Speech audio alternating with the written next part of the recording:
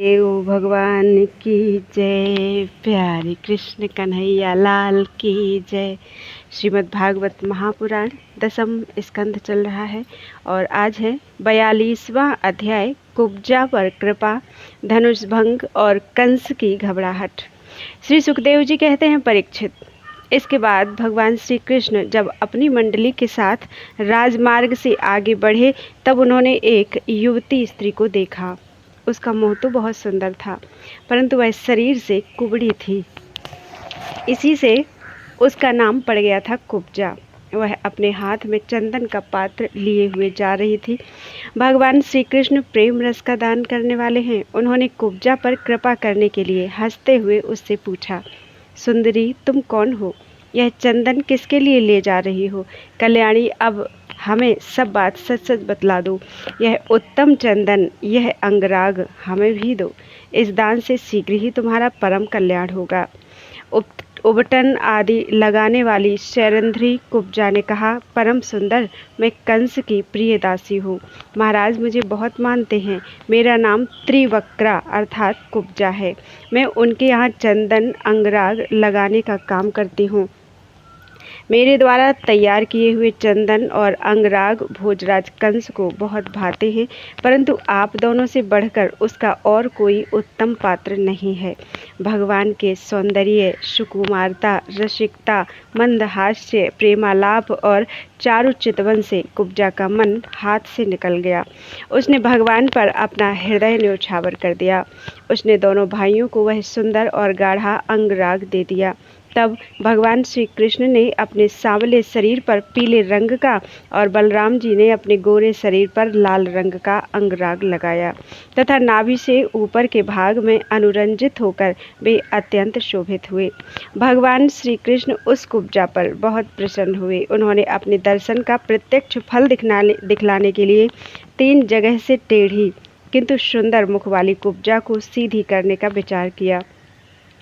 भगवान ने अपने चरणों से कुब्जा के पैर के दोनों पंजे दबा लिए और हाथ ऊंचा करके 2 अंगुलियां उसकी ठोड़ी में लगाईं तथा उसके शरीर को तनिक उचका दिया। उचकाते ही उसके सारे अंग सीधे हो गए और समान हो गए।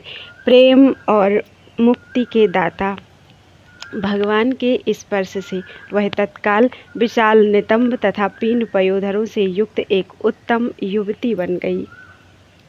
उसी क्षण कुब्जा रूप, गुण और उदारता से संपन्न हो गई। उसके मन में भगवान के मिलन की कामना जाग उठी। उसने उनके दुपट्टे का छोर पकड़कर मुस्कुराते हुए कहा, वीर शिरोमणि, आइए घर चलें। अब मैं आपको यहाँ नहीं छोड़ सकती, क्योंकि आपने मेरे चित्त को मथ डाला है। पुरुषोत्तम, मुझ दासी पर प्रसन्न होइए। जब बलराम जी के सामने ही कुब्जा ने इस प्रकार प्रार्थना की तब भगवान श्री कृष्ण ने अपने साथी ग्वाल बालों के मुंह की ओर देखकर हंसते हुए उससे कहा, सुंदरी, तुम्हारा घर संसारी लोगों के लिए अपनी मानसिक व्याधि मिटाने का साधन है। मैं अपना कार्य पूरा करके अवश्य वहां आऊँगा। हमारे जैसे बेघर के बटोहियों को तुम्हारा ही तो आसरा है। इस प्रकार मीठी मीठी बातें करके भगवान श्री कृष्ण ने उसे विदा कर दिया। जब वे व्यापारियों के बाजार में पहुँचे तब उन व्यापारियों ने उनका तथा बलराम जी का पान, फूलों के हार, चंदन और तरह तरह की भेंट उपहारों से पूजन किया। उनके दर्शन मात्र से स्त्रियों के हृदय में प्रेम का आवेग, मिलन की आकांक्षा जग उठती थी, यहाँ तक कि उन्हें अपने शरीर की भी सुध न रहती। उनके वस्त्र, जूड़े और कंगन ढीले पड़ जाते थे तथा वे चित्रलिखित मूर्तियों के समान ज्यों की त्यों खड़ी रह जाती थीं। इसके बाद भगवान श्री कृष्ण पुरवासियों से धनुष यज्ञ का स्थान पूछते हुए रंगशाला में पहुंचे और वहां उन्होंने इंद्रधनुष के समान एक अद्भुत धनुष देखा। उस धनुष में बहुत सा धन लगाया गया था। अनेक बहुमूल्य अलंकारों से उसे सजाया गया था। उसकी खूब पूजा की गई थी और बहुत से सैनिक उसकी रक्षा कर रहे थे। भगवान श्री कृष्ण ने रक्षकों के रोकने पर भी उस धनुष को बलात्कार से उठा लिया। उन्होंने सबके देखते देखते उस धनुष को बाएं हाथ से उठाया, उस पर डोरी चढ़ाई और एक क्षण में खींचकर बीचों बीच से उसे उसी प्रकार उसके 2 टुकड़े कर डाले जैसे बहुत बलवान मतवाला हाथी खेल ही खेल में ईख को तोड़ डालता है। जब धनुष टूटा तब उसके शब्द से आकाश, पृथ्वी और दिशाएं भर गई। उसे सुनकर कंस भी भयभीत हो गया। अब धनुष के रक्षक आतताई असुर अपने सहायकों के साथ बहुत ही बिगड़े। वे भगवान श्री कृष्ण को घेर कर खड़े हो गए और उन्हें पकड़ लेने की इच्छा से चिल्लाने लगे, पकड़ लो, बांध लो, जाने न पावे। उनका दुष्ट अभिप्राय जानकर बलराम जी और श्री कृष्ण भी तनिक क्रोधित हो गए और उस धनुष के टुकड़ों को उठाकर उन्हीं से उनका काम तमाम कर दिया। उन्हीं धनुष खंडों से उन्होंने उन असुरों की सहायता के लिए कंस की भेजी हुई सेना का भी श्रृंगार कर डाला। इसके बाद वे यज्ञशाला के प्रधान द्वार से होकर बाहर निकल आए और बड़े आनंद से मथुरापुरी की शोभा देखते हुए विचरने लगे। जब नगर निवासियों ने दोनों भाइयों के इस अद्भुत पराक्रम की बात सुनी और उनके तेज, साहस तथा अनुपम रूप को देखा, तब उन्होंने यही निश्चय किया कि हो न हो ये दोनों कोई श्रेष्ठ देवता हैं। इस प्रकार भगवान श्री कृष्ण और बलराम जी पूरी स्वतंत्रता से मथुरापुरी में विचरण करने लगे। जब सूर्यास्त हो गया तब दोनों भाई ग्वाल वालों से घिरे हुए नगर से बाहर अपने डेरे पर, जहाँ छकड़े थे, लौट आए। तीनों लोकों के बड़े बड़े देवता चाहते थे कि लक्ष्मी हमें मिले, परंतु उन्होंने सबका परित्याग कर दिया और ना चाहने वाले भगवान का वरण किया। उन्हीं को सदा के लिए अपना निवास स्थान बना लिया। मथुरावासी उन्हीं पुरुष भूषण भगवान श्री कृष्ण के अंग अंग का सौंदर्य देख रहे थे। उनका कितना सौभाग्य है। ब्रज में भगवान की यात्रा के समय गोपियों ने बिरहातुर होकर मथुरावासियों के संबंध में जो जो बातें कही थीं, वे सब यहाँ अक्षरशः सत्य हुई। सचमुच वे परमानंद में मग्न हो गए। फिर हाथ पैर धोकर श्री कृष्ण और बलराम जी ने दूध में बने हुए खीर आदि पदार्थों का भोजन किया और कंस आगे क्या करना चाहता है, इस बात का पता लगाकर उस रात को वहीं आराम से सो गए। जब कंस ने सुना कि श्री कृष्ण और बलराम ने धनुष तोड़ डाला, रक्षकों तथा उनकी सहायता के लिए भेजी हुई सेना का भी संहार कर डाला और यह सब उनके लिए केवल एक खिलवाड़ ही था, इसके लिए उन्हें कोई श्रम या कठिनाई नहीं उठानी पड़ी, तब वह बहुत ही डर गया। उस दुर्बुद्धि को बहुत देर तक नींद नहीं आई। उसे जागृत अवस्था में तथा स्वप्न में भी बहुत से ऐसे अपशकुन हुए जो उसकी मृत्यु के सूचक थे। जागृत अवस्था में उसने देखा कि जल या दर्पण में शरीर की परछाई तो पड़ती है, परंतु सिर नहीं दिखाई देता। अंगुली आदि की आड़ ना होने पर भी चंद्रमा, तारे और दीपक आदि की ज्योतियां उसे दो दो दिखाई पड़ती हैं। छाया में छेद दिखाई देता है और कानों में अंगुली डालकर सुनने पर भी प्राणों का घूं घूं शब्द नहीं सुनाई पड़ता। वृक्ष सुनहले प्रतीत होते हैं और बालू या कीचड़ में अपने पैरों के चिन्ह नहीं दिख पड़ते। कंस ने स्वप्नावस्था में देखा कि वह प्रेतों को गले लगा रहा है, गधे पर चढ़कर चलता है और विष खा रहा है। उसका सारा शरीर तेल से तर है, गले में जपा कुसुम अड़हुल की माला है और नग्न होकर कहीं जा रहा है। स्वप्न और जागृत अवस्था में उसने इसी प्रकार के और भी बहुत से अपशकुन देखे। उनके कारण उसे बड़ी चिंता हो गई। वह मृत्यु से डर गया और उसे नींद नहीं आई। परीक्षित, जब रात बीत गई और सूर्य नारायण पूर्व समुद्र से ऊपर उठे, तब राजा कंस ने मल्ल क्रीड़ा दंगल का महोत्सव प्रारंभ कराया। राज कर्मचारियों ने रंगभूमि को भली भांति सजाया। तुरही, भेरी आदि बाजे बजने लगे। लोगों के बैठने के मंच फूलों के गजरों, झंडियों, वस्त्र और बंधनवारों से सजा दिए गए। उन पर ब्राह्मण, क्षत्रिय आदि नागरिक तथा ग्रामवासी सब यथास्थान बैठ गए। राजा लोग भी अपने अपने निश्चित स्थान पर जा डटे। राजा कंस अपने मंत्रियों के साथ मंडलेश्वरों, छोटे छोटे राजाओं के बीच में सबसे श्रेष्ठ राज सिंहासन पर जा बैठा। इस समय भी अपशकुनों के कारण उसका चित्त घबराया हुआ था। तब पहलवानों के ताल ठोकने के साथ ही बाजे बजने लगे और गर्वीले पहलवान खूब सज धज कर अपने अपने उस्तादों के साथ अखाड़े में आ उतरे। चाड़ूर, मुष्टिक, कूट, शल और तोशल आदि प्रधान प्रधान पहलवान बाजों की सुमधुर ध्वनि से उत्साहित होकर अखाड़े में आकर बैठ गए। इसी समय भोजराज कंस ने नंद आदि गोपों को बुलवाया। उन लोगों ने आकर उसे तरह तरह की भेंटें दी और फिर जाकर वे एक मंच पर बैठ गए। बोलो वृंदावन बिहारी लाल की जय। 43वां अध्याय कुबलिया पीठ का उद्धार और अखाड़े में प्रवेश। श्री सुखदेव जी कहते हैं, काम क्रोध आदि शत्रुओं को पराजित करने वाले परीक्षित, अब श्री कृष्ण और बलराम भी स्नान आदि नित्य कर्म से निवृत्त होकर दंगल के अनुरूप नगाड़े की ध्वनि सुनकर रंगभूमि देखने के लिए चल पड़े। भगवान श्री कृष्ण ने रंगभूमि के दरवाजे पर पहुंचकर देखा कि वहां महावत की प्रेरणा से कुबलिया पीठ नाम का हाथी खड़ा है। तब भगवान श्री कृष्ण ने अपनी कमर कस ली और घुंघराली अलकें समेट लीं तथा मेघ के समान गंभीर वाणी से महावत को ललकार कर कहा, महावत, ओ महावत, हम दोनों को रास्ता दे दे, हमारे मार्ग से हट जा। अरे सुनता नहीं, देर मत कर, नहीं तो मैं हाथी के साथ अभी तुझे यमराज के घर पहुंचाता हूँ। भगवान श्री कृष्ण ने महावत को जब इस प्रकार धमकाया तब वह क्रोध से तिलमिला उठा और उसने काल, मृत्यु तथा यमराज के समान अत्यंत भयंकर कुबलिया पीठ को अंकुश की मार से क्रुद्ध करके श्री कृष्ण की ओर बढ़ाया।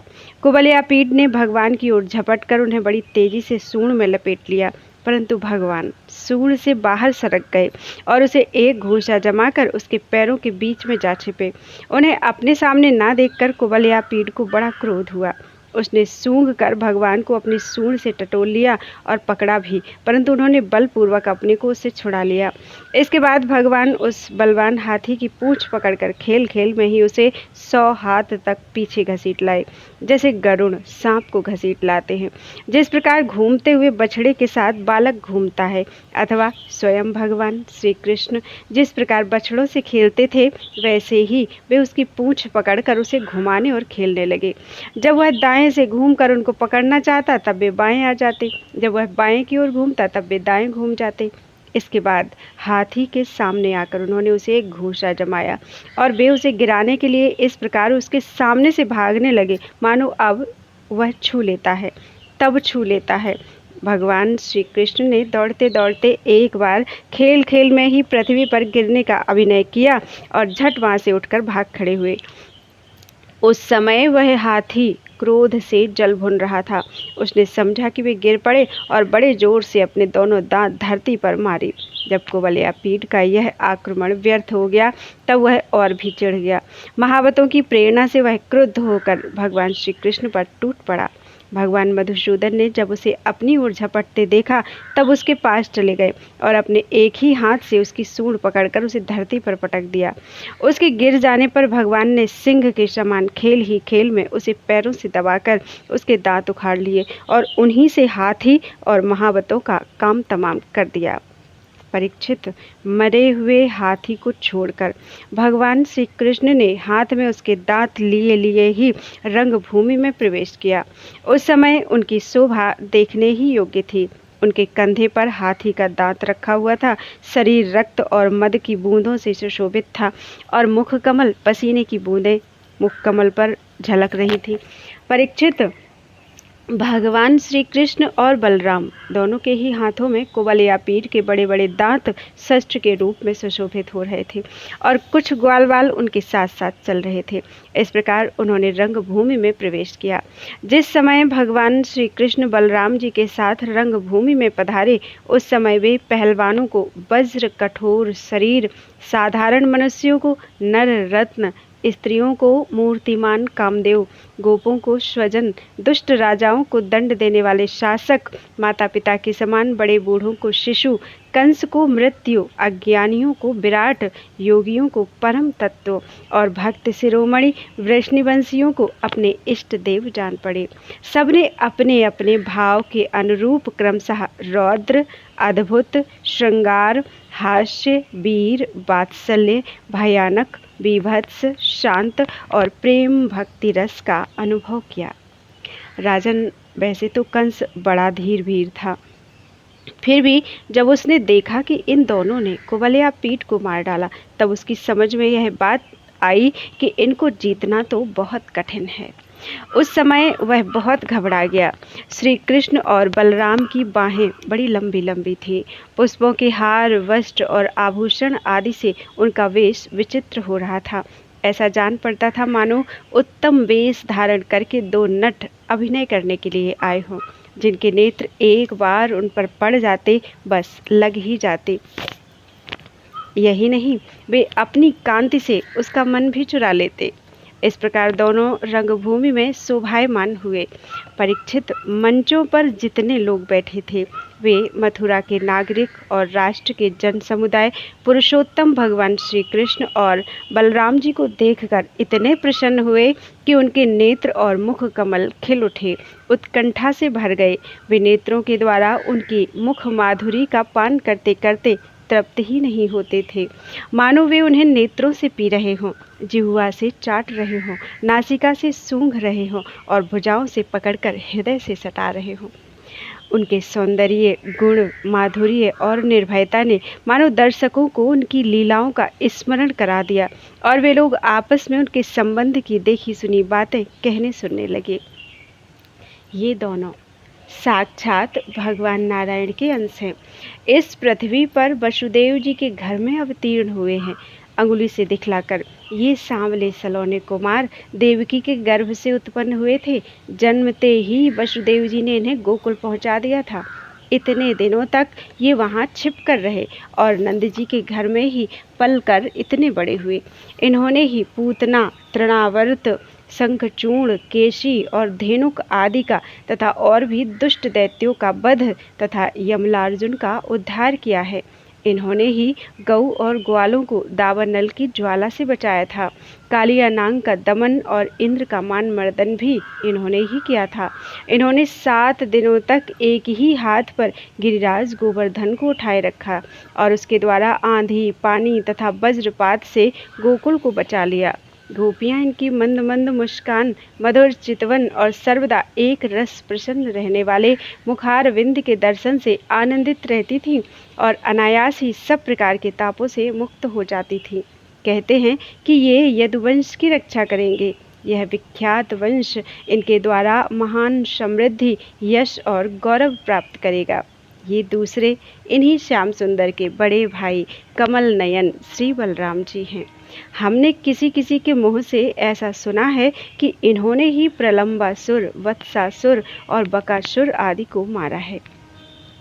जिस समय दर्शकों में यह चर्चा हो रही थी और अखाड़े में तुरही आदि बाजे बज रहे थे, उस समय चाणूर ने भगवान श्री कृष्ण और बलराम को संबोधन करके यह बात कही। नंद नंदन श्री कृष्ण और बलराम जी, तुम दोनों वीरों के आदरणीय हो। हमारे महाराज ने यह सुनकर कि तुम लोग कुश्ती लड़ने में बड़े निपुण हो, तुम्हारा कौशल देखने के लिए तुम्हें यहाँ बुलवाया है।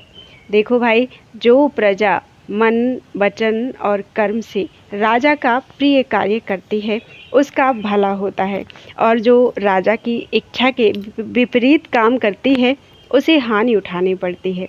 यह सभी जानते हैं कि गाय और बछड़े चराने वाले ग्वालिये प्रतिदिन आनंद से जंगलों में कुश्ती लड़ लड़कर खेलते रहते हैं और गायें चराते रहते हैं। इसलिए आओ हम और तुम मिलकर महाराजा को प्रसन्न करने के लिए कुश्ती लड़ें। ऐसा करने से हम पर सभी प्राणी प्रसन्न होंगे, क्योंकि राजा सारी प्रजा का प्रतीक है। परीक्षित, भगवान श्री कृष्ण तो चाहते ही थे कि इनसे 2-2 हाथ करें, इसलिए उन्होंने चाणूर की बात सुनकर उसका अनुमोदन किया और देश काल के अनुसार यह बात कही। चाणूर, हम भी इन भोजराज कंस के वनवासी प्रजा हैं। हमें इनको प्रसन्न करने का प्रयत्न अवश्य करना चाहिए, इसी में हमारा कल्याण है। किंतु चाणूर, हम लोग अभी बालक हैं, इसलिए हम अपने समान बल वाले बालकों के साथ ही कुश्ती लड़ने का खेल करेंगे। कुश्ती समान बल वालों के साथ ही होनी चाहिए, जिससे देखने वाले सभासदों को अन्याय के समर्थक होने का पाप न लगे। चाणूर ने कहा, अजी, तुम और बलराम न बालक हो और ना तो किशोर, तुम दोनों बलवानों में श्रेष्ठ हो। तुमने अभी अभी 1000 हाथियों का बल रखने वाले कुबलयापीड को खेल ही खेल में मार डाला, इसलिए तुम दोनों को हम जैसे बलवानों के साथ ही लड़ना चाहिए। इसमें अन्याय की कोई बात नहीं है। इसलिए श्री कृष्ण, तुम मुझ पर अपना जोर आजमाओ और बलराम के साथ मुष्टिक लड़ेगा। बोलो वृंदावन बिहारी लाल की जय। चाणूर, मुष्टिक आदि पहलवानों का तथा कंस का उद्धार। 44वां अध्याय। श्री सुखदेव जी कहते हैं, परीक्षित, भगवान श्री कृष्ण ने चाणूर आदि के वध का निश्चित संकल्प कर लिया। जोड़ बध दिए जाने पर श्री कृष्ण चाणूर से और बलराम जी मुष्टिक से जा भिड़े। वे लोग एक दूसरे को जीत लेने की इच्छा से हाथ बांधकर और पैरों में पैर अड़ाकर बलपूर्वक अपनी अपनी ओर खींचने लगे। वे पंजों से पंजे, घुटनों से घुटने, माथे से माथा और छाती से छाती भिड़ाकर एक दूसरे पर चोट करने लगे। इस प्रकार दांव पैंच करते करते अपने अपने जोड़ीदार को पकड़कर इधर उधर घुमाते, दूर ढकेल देते, जोर से जकड़ लेते, लिपट जाते, उठाकर पटक देते, छूट कर निकल भागते और कभी छोड़कर पीछे हट जाते थे। इस प्रकार एक दूसरे को रोकते, प्रहार करते और अपने जोड़ीदार को पछाड़ देने की चेष्टा करते। कभी कोई नीचे गिर जाता तो दूसरा उसे घुटनों और पैरों में दबाकर उठा लेता, हाथों से पकड़कर ऊपर ले जाता, गले में लिपट जाने पर ढकेल देता और आवश्यकता होने पर हाथ पांव इकट्ठे करके गांठ बांध देता। परीक्षित, इस दंगल को देखने के लिए नगर की बहुत सी महिलाएं भी आई हुई थीं। उन्होंने जब देखा कि बड़े बड़े पहलवानों के साथ ये छोटे छोटे बलहीन बालक लड़ाए जा रहे हैं, तब वे अलग अलग टोलियां बनाकर करुणावश आपस में बातचीत करने लगी। यहाँ राजा कंस के सभासद बड़ा अन्याय और अधर्म कर रहे हैं। कितने खेद की बात है कि राजा के सामने ही ये बली पहलवानों और निर्बल बालकों के युद्ध का अनुमोदन करते हैं। बहन देखो, इन पहलवानों का एक एक अंग वज्र के समान कठोर है। ये देखने में बड़े भारी पर्वत से मालूम होते हैं, परंतु श्री कृष्ण और बलराम अभी जवान भी नहीं हुए हैं। इनकी किशोरावस्था है। इनका एक एक अंग अत्यंत सुकुमार है। कहाँ ये और कहाँ वे। जितने लोग यहाँ इकट्ठे हुए हैं, देख रहे हैं, उन्हें अवश्य अवश्य धर्मोल्लंघन का पाप लगेगा। सखी, अब हमें भी यहाँ से चल देना चाहिए। जहाँ अधर्म की प्रधानता हो वहाँ कभी न रहे, यही शास्त्र का नियम है। देखो, शास्त्र कहता है कि बुद्धिमान पुरुष को सभासदों के दोषों को जानते हुए सभा में जाना ठीक नहीं है, क्योंकि वहाँ जाकर उन अवगुणों को कहना, चुप रह जाना अथवा मैं नहीं जानता ऐसा कह देना, ये तीनों ही बातें मनुष्य को दोषभागी बनाती हैं। देखो देखो, श्री कृष्ण शत्रु के चारों ओर पैंतरा बदल रहे हैं। उनके मुख पर पसीने की बूंदें ठीक वैसे ही शोभा दे रही हैं जैसे कमल कोस पर जल की बूंदें। सखियों, क्या तुम नहीं देख रही हो कि बलराम जी का मुख मुष्टिक के प्रति क्रोध के कारण कुछ लाल लोचनों से युक्त हो रहा है? फिर भी हास्य का अनिरुद्ध आवेग कितना सुंदर लग रहा है। सखी, सच पूछो तो ब्रजभूमि ही परम पवित्र और धन्य है, क्योंकि वहाँ ये पुरुषोत्तम मनुष्य के वेश में छिपकर रहते हैं। स्वयं भगवान शंकर और लक्ष्मी जी जिनके चरणों की पूजा करती हैं, वे ही प्रभु वहाँ रंग बिरंगे जंगली पुष्पों की माला धारण करते हैं तथा बलराम जी के साथ बांसुरी बजाते, गौएं चराते तथा तरह तरह के खेल खेलते हुए आनंद से विचरते हैं। सखी, पता नहीं गोपियों ने कौन सी तपस्या की थी जो नेत्रों के दोनों से नित्य निरंतर इनकी रूप माधुरी का पान करती रहती हैं। इनका रूप क्या है? लावण्य का सार। संसार में या उससे परे किसी का भी रूप इनके रूप के समान नहीं है। फिर बढ़कर होने की तो बात ही क्या है। सो भी किसी के संवारने सजाने से नहीं, गहने कपड़े से भी नहीं, बल्कि स्वयं सिद्ध हैं। इस रूप को देखते देखते तृप्ति भी नहीं होती, क्योंकि यह प्रत्येक क्षण नया होता जाता है, नित्य नूतन है। समग्र यश, सौंदर्य और ऐश्वर्य इसी के आश्रित है। सखियों, परंतु इसका दर्शन तो औरों के लिए बड़ा ही दुर्लभ है। वह तो गोपियों के ही भाग्य में बंधा है। सखी, ब्रज की गोपियाँ धन्य हैं। निरंतर श्री कृष्ण में ही चित्त लगा रहने के कारण, प्रेम भरे हृदय से, आंसुओं के कारण गदगद कंठ से वे इन्हीं की लीलाओं का गान करती रहती हैं। वे दूध दुहते, दही मथते, धान कूटते, घर लीपते, बालकों को झूला झुलाते, रोते हुए बालकों को चुप कराते, उन्हें नहलाते धुलाते, घरों को झाड़ते बुहारते, कहाँ तक कहें, सारे कामकाज करते समय श्री कृष्ण के गुणों के गान में ही मस्त रहते हैं। ये श्री कृष्ण जब प्रातःकाल गौओं को चराने के लिए ब्रज से वन में जाते हैं और सायंकाल उन्हें लेकर ब्रज में लौटते हैं, तब बड़े मधुर स्वर से बांसुरी बजाते हैं। उसकी टेर सुनकर गोपियाँ घर का सारा कामकाज छोड़कर झटपट रास्ते में दौड़ाती हैं और श्री कृष्ण का मंद मंद मुस्कान एवं दया भरी चितवन से युक्त मुख कमल निहार निहार कर निहाल होती हैं। सचमुच गोपियाँ हैं परम पुण्यवती हैं। भरत वंश शिरोमणि जिस समय पूर्ववासिनी स्त्रियां इस प्रकार बातें कर रही थीं, उसी समय योगेश्वर भगवान श्री कृष्ण ने मन ही मन शत्रु को मार डालने का निश्चय किया। स्त्रियों की ये भयपूर्ण बातें माता पिता देवकी वसुदेव भी सुन रहे थे। स्त्रियां जहां बातें कर रही थीं, वहां से निकट ही वसुदेव देवकी कैद थे, अतः वे उनकी बातें सुन सके। वे पुत्र स्नेहवश शोक से बेहुल हो गए। उनके हृदय में बड़ी जलन, बड़ी पीड़ा होने लगी, क्योंकि वे अपने पुत्रों की बलवीर्य को नहीं जानते थे। भगवान श्री कृष्ण और उनसे भिड़ने वाला चाणूर दोनों ही भिन्न भिन्न प्रकार के दांव पेच का प्रयोग करते हुए परस्पर जिस प्रकार लड़ रहे थे, वैसे ही बलराम जी और मुष्टिक भी भिड़े हुए थे। भगवान के अंग प्रत्यंग वज्र से भी कठोर हो रहे थे। उनकी रगड़ से चाणूर की रग रग ढीली पड़ गई। बार बार उसे ऐसा मालूम हो रहा था मानो उनके शरीर के सारे बंधन टूट रहे हैं। उसे बड़ी ग्लानि, बड़ी व्यथा हुई। अब वह अत्यंत क्रोधित होकर बाज की तरह झपटा और दोनों हाथों के घूंसे बांधकर उसने भगवान श्री कृष्ण की छाती पर प्रहार किया, परंतु उसके प्रहार से भगवान तनिक भी विचलित नहीं हुए, जैसे फूलों के गजरे की मार से गजराज। उन्होंने चाणूर की दोनों भुजाएं पकड़ ली और उसे अंतरिक्ष में बड़े वेग से कई बार घुमाकर धरती पर दे मारा। परीक्षित, चाणूर के प्राण तो घुमाने के समय ही निकल गए थे। उसकी वेशभूषा अस्त व्यस्त हो गई, केस और मालाएं बिखर गईं। वह इंद्र ध्वज अर्थात इंद्र की पूजा के लिए खड़े किए गए बड़े झंडे के समान गिर पड़ा। इसी प्रकार मुष्टिक ने भी पहले बलराम जी को एक घूंसा मारा। इस पर बलराम जी ने उसे बड़े जोर से एक तमाचा जड़ दिया। तमाचा लगने से वह कांप उठा और आंधी से उखड़े हुए वृक्ष के समान अत्यंत व्यथित और अंत में प्राणहीन होकर खून उगलता हुआ पृथ्वी पर गिर पड़ा।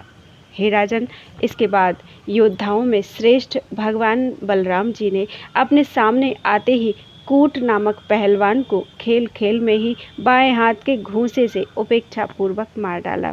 उसी समय भगवान श्री कृष्ण ने पैर की ठोकर से सल का सिर धड़ से अलग कर दिया और तोसल को तिनके की तरह चीर कर दो टुकड़े कर दिया। इस प्रकार दोनों धराशायी हो गए।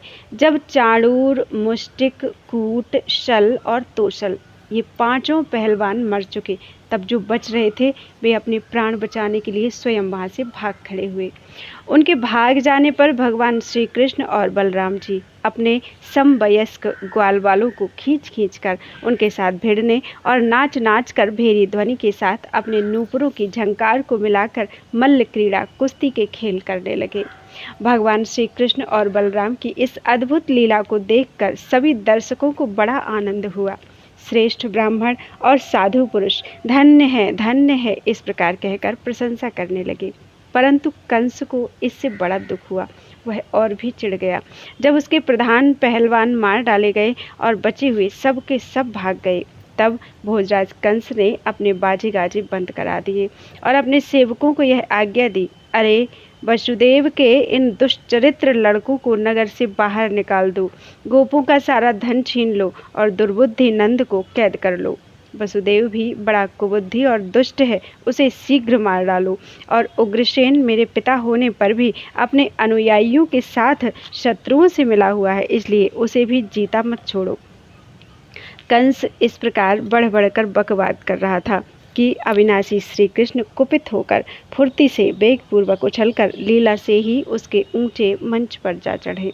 जब मनस्वी कंस ने देखा कि मेरे मृत्यु रूप भगवान श्री कृष्ण सामने आ गए, तब वह सहसा अपने सिंहासन से उठ खड़ा हुआ और हाथ में ढाल तथा तलवार उठा ली।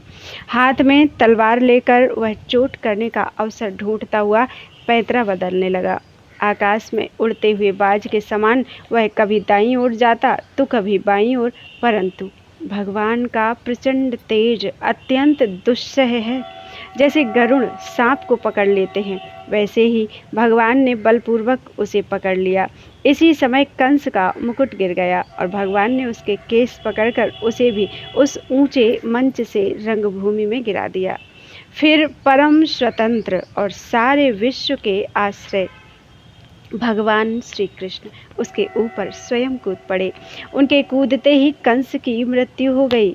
सबके देखते देखते भगवान श्री कृष्ण कंस की लाश को धरती पर उसी प्रकार घसीटने लगे जैसे सिंह हाथी को घसीटे। नरेंद्र, उस समय सबके मुंह से हाय हाय की बड़ी ऊंची आवाज़ सुनाई पड़ी। कंस नित्य निरंतर बड़ी घबराहट के साथ श्री कृष्ण का ही चिंतन करता रहता था। वह खाते पीते सोते चलते बोलते और सांस लेते सब समय अपने सामने चक्र हाथ में लिए भगवान श्री कृष्ण को ही देखता रहता था। इस नित्य चिंतन के फल स्वरूप वह चाहे द्वेष भाव से ही क्यों ना किया गया हो, उसे भगवान के उसी रूप की प्राप्ति हुई, सारूप्य मुक्ति हुई, जिसकी प्राप्ति बड़े बड़े तपस्वी योगियों के लिए भी कठिन है। कंस के कंक और न्यग्रोध आदि 8 छोटे भाई थे। वे अपने बड़े भाई का बदला लेने के लिए क्रोध से आग बबूले होकर भगवान श्री कृष्ण और बलराम की ओर दौड़े। जब भगवान बलराम जी ने देखा कि वे बड़े वेग से युद्ध के लिए तैयार होकर दौड़े आ रहे हैं, तब उन्होंने परिघ उठाकर उन्हें वैसे ही मार डाला जैसे सिंह पशुओं को मार डालता है। उस समय आकाश में दुंदुभियां बजने लगीं। भगवान के विभूति स्वरूप ब्रह्मा शंकर आदि देवता बड़े आनंद से पुष्पों की वर्षा करते हुए उनकी स्तुति करने लगे। अप्सराएं नाचने लगी। महाराज कंस और उसके भाइयों की स्त्रियां अपने आत्मीय स्वजनों की मृत्यु से अत्यंत दुखित हुईं। वे अपने सिर पीटती हुई आंखों में आंसू भरे वहां आईं।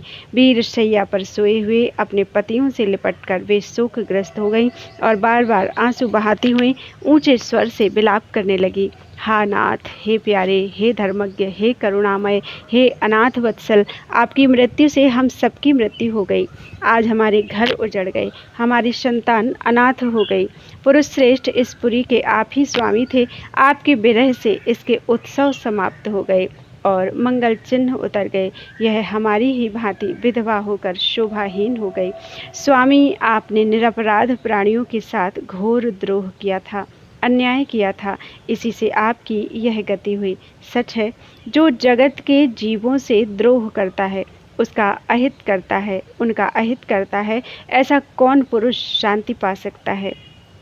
ये भगवान श्री कृष्ण जगत के समस्त प्राणियों की उत्पत्ति और प्रलय के आधार हैं। यही रक्षक भी हैं। जो इनका बुरा चाहता है, इनका तिरस्कार करता है, वह कभी सुखी नहीं हो सकता। श्री सुखदेव जी कहते हैं, परीक्षित, भगवान श्री कृष्ण ही सारे संसार के जीवन दाता हैं। उन्होंने रानियों को ढाढ़स बताया, सांत्वना दी, फिर लोक रीति के अनुसार मरने वालों का जैसा क्रियाकर्म होता है वह सब कराया। तदनंतर भगवान श्री कृष्ण और बलराम जी ने जेल में जाकर अपने माता पिता को बंधन से छुड़ाया और सिर से स्पर्श करके उनके चरणों की वंदना की। किंतु अपने पुत्रों के प्रणाम करने पर भी देवकी और वसुदेव ने उन्हें जगदीश्वर समझकर अपने हृदय से नहीं लगाया। उन्हें शंका हो गई कि हम जगदीश्वर को पुत्र कैसे समझें। बोलो वृंदावन बिहारी लाल की जय। 45वां अध्याय। श्री कृष्ण बलराम का यज्ञोपवीत और गुरुकुल प्रवेश। श्री सुखदेव जी कहते हैं, परीक्षित, भगवान श्री कृष्ण ने देखा कि माता पिता को मेरे ऐश्वर्य का, मेरे भगवत भाव का ज्ञान हो गया है, परंतु इन्हें ऐसा ज्ञान होना ठीक नहीं है। इससे तो ये पुत्र स्नेह का सुख नहीं पा सकेंगे। ऐसा सोचकर उन्होंने उन पर अपनी वह योग माया फैला दी जो उनके स्वजनों को मुग्ध रखकर उनकी लीला में सहायक होती है। यदुवंश शिरोमणि भगवान श्री कृष्ण बड़े भाई बलराम जी के साथ अपने माँ बाप के पास जाकर आदर पूर्वक और विनय से झुककर मेरी अम्मा, मेरे पिताजी इन शब्दों से उन्हें प्रसन्न करते हुए कहने लगे, पिताजी, माताजी, हम आपके पुत्र हैं और आप हमारे लिए सर्वदा उत्कंठित रहे हैं। फिर भी आप हमारे बाल्य, पौगंड और किशोर अवस्था का सुख हमसे नहीं पा सके। दुर्दैव बस हम लोगों को आपके पास रहने का सौभाग्य ही नहीं मिला। इसी से बालकों को माता पिता के घर में रहकर जो लाड़ प्यार का सुख मिलता है वह हमें भी नहीं मिल सका। पिता और माता ही इस शरीर को जन्म देते हैं और इसका लालन पालन करते हैं, तब कहीं जाकर यह शरीर धर्म, अर्थ, काम अथवा मोक्ष की प्राप्ति का साधन बनता है। यदि कोई मनुष्य 100 वर्ष तक जीकर माता और पिता की सेवा करता रहे तब भी वह उनके उपकार से उऋण नहीं हो सकता। जो पुत्र सामर्थ्य रहते भी अपने माँ बाप की शरीर और धन से सेवा नहीं करता, उसके मरने पर यमदूत उसे उसके अपने शरीर का मांस खिलाते हैं। जो पुरुष समर्थ होकर भी बूढ़े माता पिता, सती पत्नी, बालक, संतान, गुरु, ब्राह्मण और शरणागत का भरण पोषण नहीं करता, वह जीता हुआ भी मुर्दे के समान ही है। पिताजी, हमारे इतने दिन व्यर्थ ही बीत गए, क्योंकि कंस के भय से सदा उद्विग्न चित्त रहने के कारण हम आपकी सेवा करने में असमर्थ रहे। मेरी माँ और मेरे पिताजी, आप दोनों हमें क्षमा करें। हाय दुष्ट कंस ने आपको इतने इतने कष्ट दिए, परंतु हम परतंत्र रहने के कारण आपकी कोई सेवा शुश्रूषा नहीं कर सके।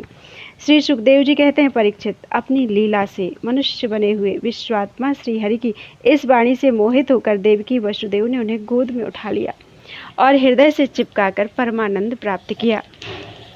राजन, वे स्नेह पास से बंधकर पूर्णतः मोहित हो गए और आंसुओं की धारा से उनका अभिषेक करने लगे। यहाँ तक कि आंसुओं के कारण गला रुंध जाने से वे कुछ बोल भी न सके। देवकी नंदन भगवान श्री कृष्ण ने इस प्रकार अपने माता पिता को सांत्वना देकर अपने नाना उग्रसेन को यदुवंशियों का राजा बना दिया और उनसे कहा, महाराज, हम आपकी प्रजा हैं, आप हम लोगों पर शासन कीजिए। राजा ययाति का शाप होने के कारण यदुवंशी राज सिंहासन पर नहीं बैठ सकते, परंतु मेरी ऐसी ही इच्छा है, इसलिए आपको कोई दोष न होगा। जब मैं सेवक बनकर आपकी सेवा करता रहूँगा तब बड़े बड़े देवता भी सिर झुकाकर आपको भेंट देंगे। दूसरे नरपतियों के बारे में तो कहना ही क्या है। परीक्षित, भगवान श्री कृष्ण ही सारे विश्व के विधाता हैं। उन्होंने जो कंस के भय से व्याकुल होकर इधर उधर भाग गए थे, उन यदु, वृष्णि, अंधक, मधु, दाशार्ह और कुकुर आदि वंशों में उत्पन्न समस्त सजातीय संबंधियों को ढूंढ ढूंढ कर बुलवाया। उन्हें घर से बाहर रहने में बड़ा क्लेश उठाना पड़ा था। भगवान ने उनका सत्कार किया, सांत्वना दी और उन्हें खूब धन संपत्ति देकर तृप्त किया तथा अपने अपने घरों में बसा दिया। अब सारे के सारे यदुवंशी भगवान श्री कृष्ण तथा बलराम जी के बाहुबल से सुरक्षित थे। उनकी कृपा से उन्हें किसी प्रकार की व्यथा नहीं थी, दुख नहीं था। उनके सारे मनोरथ सफल हो गए थे, वे कृतार्थ हो गए थे। अब वे अपने अपने घरों में आनंद से विहार करने लगे। भगवान श्री कृष्ण का वदन आनंद का सदन है। वह नित्य प्रफुल्लित, कभी ना कुम्हलाने वाला कमल है। उसका सौंदर्य अपार है। सदैव हास और चितवन उस पर सदा नाचती रहती है। यदुवंशी दिन प्रतिदिन उसका दर्शन करके आनंद मगन रहते हैं। मथुरा के वृद्ध पुरुष भी युवकों के समान अत्यंत बलवान और उत्साही हो गए थे, क्योंकि वे अपने नेत्रों के दोनों से बारंबार भगवान के मुखारविंद का अमृतमय मकरंद रस पान करते रहते थे। प्रिय परीक्षित, अब देवकी नंदन भगवान श्री कृष्ण और बलराम जी दोनों ही नंद बाबा के पास आए और गले लगने के बाद उनसे कहने लगे, पिताजी, आपने और माँ यशोदा ने बड़ा स्नेह और दुलार से हमारा लालन पालन किया है। इसमें कोई संदेह नहीं कि माता पिता संतान पर अपने शरीर से भी अधिक स्नेह करते हैं। जिन्हें पालन पोषण ना कर सकने के कारण स्वजन संबंधियों ने त्याग दिया है, उन बालकों को जो लोग अपने पुत्र के समान लाड़ प्यार से पालते हैं, वे ही वास्तव में उनके माँ बाप हैं। पिताजी, अब आप लोग ब्रज में जाइए। इसमें संदेह नहीं कि हमारे बिना वात्सल्य स्नेह के कारण आप लोगों को बहुत दुख होगा। यहाँ के सुहृद संबंधियों को सुखी करके हम आप लोगों से मिलने के लिए आएंगे। भगवान श्री कृष्ण ने नंद बाबा और दूसरे ब्रजवासियों को इस प्रकार समझा बुझाकर बड़े आदर के साथ वस्त्र, आभूषण और अनेक धातुओं के बने बर्तन आदि देकर उनका सत्कार किया। भगवान की बात सुनकर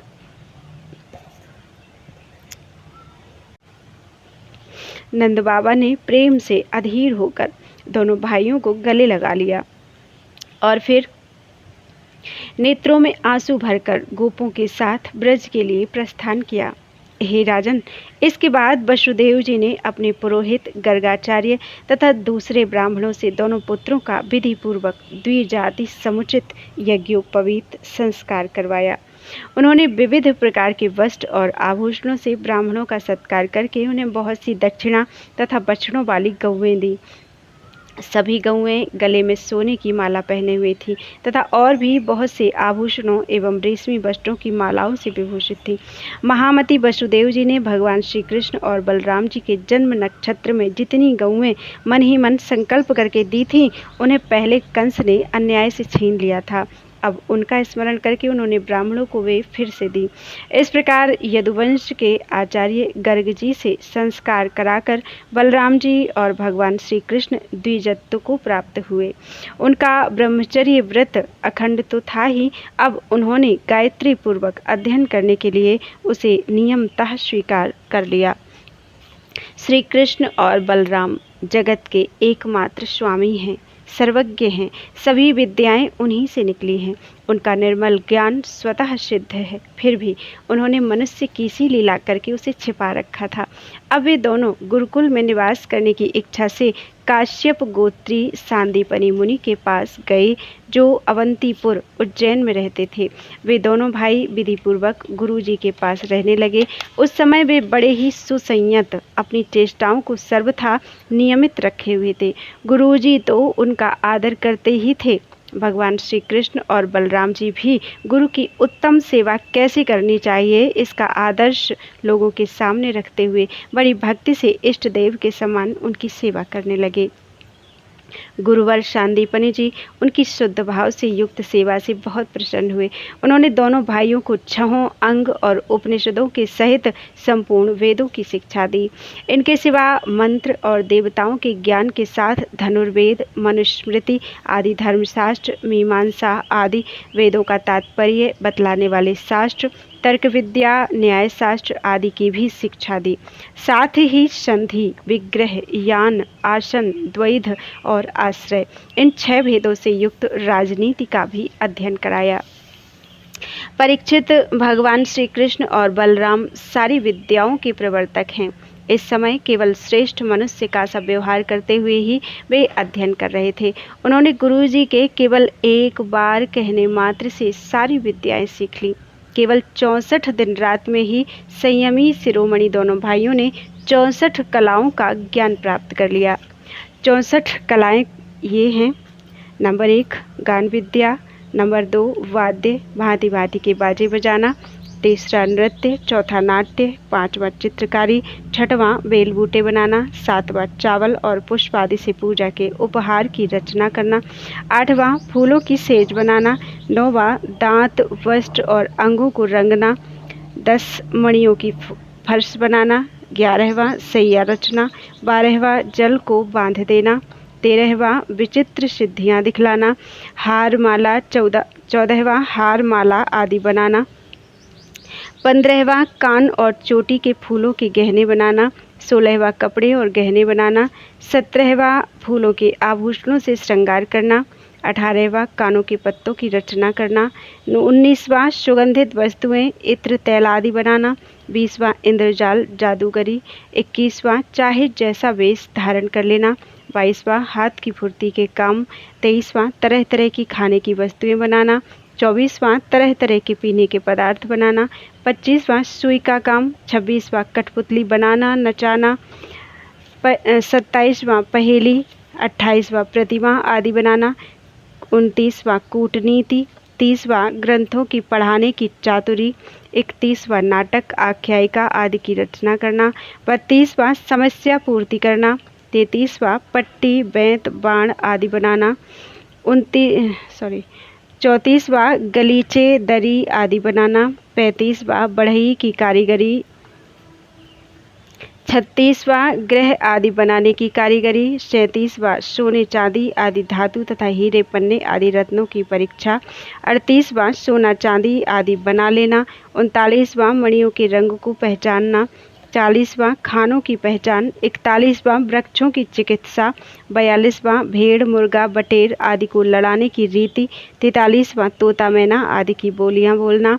44वां उच्चाटन की विधि। 45वां केसों की सफाई का कौशल। 46वां मुट्ठी की चीज या मन की बात बता देना। 47वां म्लेच्छ काव्यों का समझ लेना। 48वां विभिन्न देशों की भाषा का ज्ञान। 49वां शकुन अपशकुन जानना। प्रश्नों के उत्तर में शुभ अशुभ बतलाना। 50वां नाना प्रकार के मात्र का यंत्र बनाना। 51वां रत्नों को नाना प्रकार के आकारों में काटना। 52वां सांकेतिक भाषा बनाना। 53वां मन में कट रचना करना। 54वां नई नई बातें निकालना। 55वां छल से काम निकालना। 56वां समस्त कोशों का ज्ञान। 57वां समस्त छंदों का ज्ञान। 58वां वस्त्रों को छिपाने या बदलने की विद्या। 59वां द्यूत क्रीड़ा। 60वां दूर के मनुष्य या वस्तुओं का आकर्षण कर लेना। 61वां बालकों के खेल। 62 मंत्र विद्या। 63 विजय प्राप्त कराने वाली विद्या। 64 बेताल आदि को बस में रखने की विद्या। ये 64 कलाएं हैं। तो ये 64 कलाएं केवल 64 दिन रात में ही संयमी शिरोमणि दोनों भाइयों ने 64 कलाओं का ज्ञान प्राप्त कर लिया। इस प्रकार अध्ययन समाप्त होने पर उन्होंने सांदीपनि मुनि से प्रार्थना की कि आपकी जो इच्छा हो गुरु दक्षिणा मांग ले। महाराज सांदीपनि मुनि ने उनकी अद्भुत महिमा और अलौकिक बुद्धि का अनुभव कर लिया था, इसलिए उन्होंने अपनी पत्नी से सलाह करके यह गुरु दक्षिणा मांगी कि प्रभास क्षेत्र में हमारा बालक समुद्र में डूबकर मर गया था, उसे तुम लोग ला दो। बलराम जी और श्री कृष्ण का पराक्रम अनंत था, दोनों ही महारथी थे। उन्होंने बहुत अच्छा कहकर गुरु जी की आज्ञा स्वीकार की और रथ पर सवार होकर प्रभास क्षेत्र में गए। वे समुद्र तट पर जाकर क्षण भर बैठे रहे। उस समय यह जानकर कि ये साक्षात परमेश्वर हैं, अनेक प्रकार की पूजा सामग्री लेकर समुद्र उनके सामने उपस्थित हुआ। भगवान ने समुद्र से कहा, समुद्र तुम यहाँ अपनी बड़ी बड़ी तरंगों से हमारे जिस गुरुपुत्र को बहा ले गए थे उसे लाकर शीघ्र हमें दो।